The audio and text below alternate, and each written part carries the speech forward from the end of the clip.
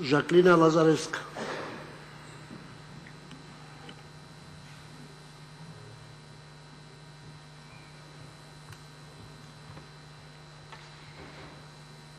Благодарам, председателе. Почитуван премиере Зоран Заев, почитувани министри на владата на Република Македонија, почитувани колеги пратеници, медиуми, почитувана македонска јавност. Навистина е голема одговорност и чест пред се да се од мноштвото проблеми со кои што се соочуваат граѓаните да се изберат најгорливите прашања и сметам дека она што сега ќе го поставам, а ќе поставам 3 прашања, се навистина многу важни за сите граѓани од Република Македонија. Првото прашање ќе го поставам до вас, премиере Зоран Заев, а се однесува околу проблемот за одржување на колекторскиот систем во Охридско-Струшкиот регион. Имено вие, премиере Заев и министерот за финансии Тевдовски, на почеток на вашиот мандат имавте средба со поранешните градоначалници на Охрид и Струга и добро сте запознати со големите финансиски проблеми со кои што се соочуваат овие две општини, меѓу другото и проблемот со заедничкото одржување на колекторскиот систем на овие два града.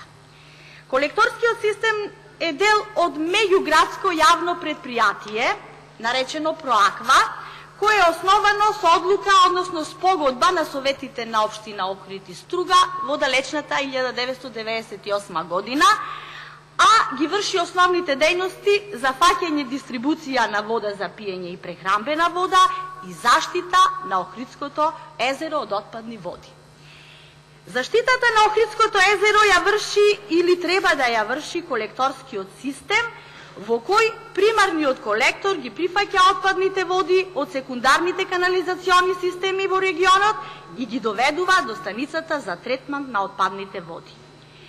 Изградениот дел од примарниот колектор, источен, западен и магистрален, е со должина од 37 километри. На изградениот дел од примарниот колектор изградени се 12 пумпни станици. Меѓутоа, состојбата со колекторскиот систем е критична. Тој е застарен, во функција е ставен уште од 1988 година, амортизиран, со голем дел нефункционални пумпни станици. Значи, да резимирам, имаме нефункционална мрежа пумпни станици кои што не работат. Посебно алармантна е состојбата со пумпната станица кај Подмолје и кај Грашница, со високо ниво на инфилтрација на атмосферска и подземна вода во системот кој се слеваат во Охридското езеро. Има ли спас за езерото? Ова прашање не е од интерес само на општините Охрид и Струга. Ова прашање е од национален карактер. Ова е децениски проблем, очигледно таква ви е звездата, ќе мора да решавате многу горливи проблеми кои ги тиштат граѓаните и оваа наша држава. Охридското езеро е нашиот бисер, тоа е национално природно богатство, заштитено е како светско природно наследство од страна на УНЕСКО, а најголемото загадување го има токму од нефункционалниот колекторски систем, кој неминовно треба да се реконструира, одржува и прошири на деловите кон Трпејца и Љубаништа од делот на Охридската страна и Радожда од делот на Струшката страна. Меѓутоа и тоа да го направиме, тоа не ќе биде конечното решавање на овој проблем, бидејќи ова е и меѓудржавен проблем помеѓу Република Македонија и Република Албанија, бидејќи оној дел, другиот дел кој што се наоѓа на Охридското езеро и тој треба да биде заштитен. Тоа мора да се случи многу брзо, поради алармантноста на проблемот и спречување на загадување на ова природно богатство во кое живее многуброен ендемски свет, чиј обстанок со ова загадување се става под знакот прашалник, а со тоа постои можност и проблем, овој проблем да биде од пресудно значење Охрид да го изгуби долго зачуваниот статус на УНЕСКО и дефинитивно да биде ставен на листата на светско наследство во опасност. Ако сега и одма не превземеме ништо во таа насока, тогаш се прашувам како ние ќе им погледнеме во очи на нашите идни генерации. Природата ни дала убавина, нашите предци ни ја оставиле како аманет, таа да остане таква и за идните поколенија. Охридското езеро спаѓа во групата на многу стари тектонски езера, можеби неколкуте најстари во светот. Според истражувањата, неговата старост изнесува од 3 до 5 милиони години. Тоа е едно од најбогатите езера со ендемични видови. Ги има на 200 ендемити. И тоа го задржале, ја задржале и својата градба и значи непроменети се уште од времето кога настанало езерото. Тие всушност представуваат живи фосили кои зборуваат за тоа како настанал живиот свет всушност на планетата Земја. Премиер Зоран Заев единствен излез граѓаните на овие два града и градските власти го гледаат во превземање на тој колекторски систем од државата и негово одржување од страна на јавно државно предпријатие. Да напоменам дека досега ниту една влада не се нафатила да го реши овој проблем, но вашиот мандат, почитуван премиере, започна токму со детектирање на овој горлив проблем, па ми дава за право да се надевам дека со внимание ќе го проследите моето прашање и на него ќе одговорите. А моето прашање, сега ќе го конкретизирам.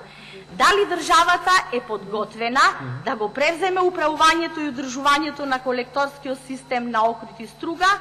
И ако одговорот е да, кога владата планира да го направи тоа?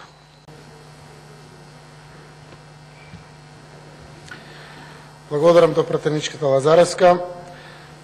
Јас се согласувам со се што беше кажано за колекторот, за Охрид и Струга, за Охридското езеро, колку е важен. Важен е да за Охриѓани и Стружани, но важен е за сите граѓани на Република Македонија. Охридското езеро е нашиот бисер, нашата гордост и од таа причина уште пред неколку години како шеф на опозицијата повика власта да направи чекор, охрабрен со наша поддршка како опозиција да му се помогне на Охрид и на Струга во делот на решавањето на колекторот и проблемот и со враќањето на парите кон државата поради МЕА програмата, но и со севкупното управување на колекторскиот систем во Охрид. Точно е, имаме проблеми.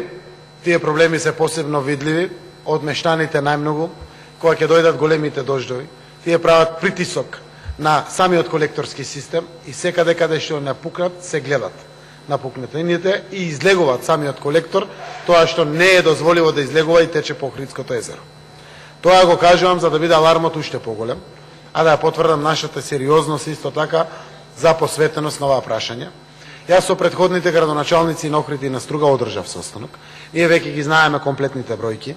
Охрид и Струга заедно дужат према Министерството за финансии некои 450 милиони денари како рати за враќање на кредити од МЕА програмата, каде што Охрид нема враќено ништо, заради тоа што има лимит од 51 милион, Струга има враќено некои 150 милиони.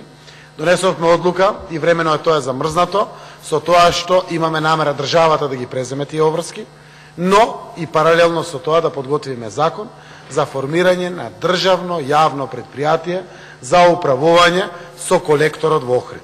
И конечно државата да си го земе гајлето и грижата за колекторскиот систем во Охрид. Преку него, не само преземањето на грижата за Охридското езеро, со управувањето со колекторот, ја преземаме обврската за реконструкција и надградба.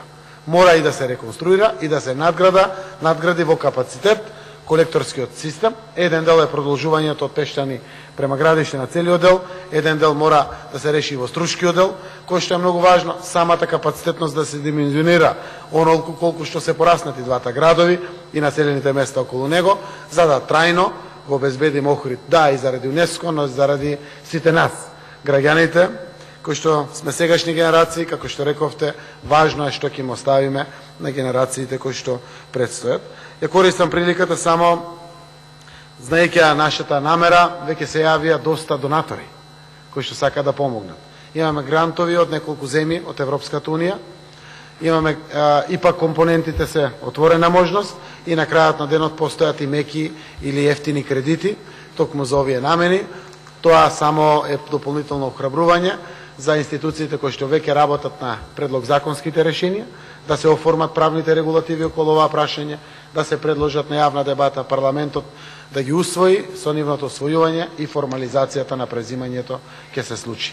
Така да стоиме да бидеме комплетно асистенти на општините Струга и Охрид, а конечната функција ќе биде да државата преку владата и институциите надлежни за тоа ќе го преземе управувањето, реконструкцијата и надградбата на колекторскиот систем за Охридското езеро со негово трајно решавање во функција на еколошка и комплетна заштита на нашето национално богатство Охридското езеро. Благодарам.